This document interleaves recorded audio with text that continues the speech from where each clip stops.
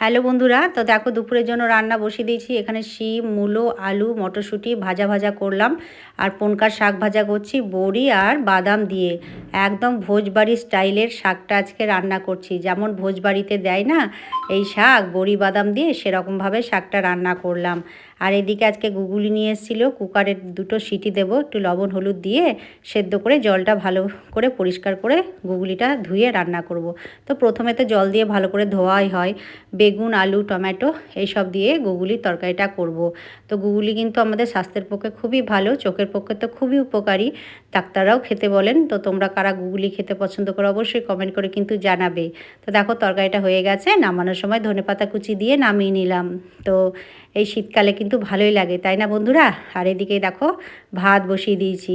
ভাতটা এবার ফুটবো হয়েছে। 2টো ডিম সিদ্ধ করলাম বাবার আর ছেলের। তো গরম গরম ডিম সেদ্ধ ওদেরকে দিয়ে দেবো। আর এখানে মাছ নিয়ে এসেছিলো, কাতলা মাছ, একটু ধনেপাতা দিয়ে ঝোল করব। ভেজে নিয়ে তারপরে ঝোলটা বসিয়ে দেব। তো দেখো কয়েকটা আমি ঝোলে দিচ্ছি আর কয়েকটা ভাজা রেখে দিলাম ভাত দিয়ে খাওয়ার জন্য।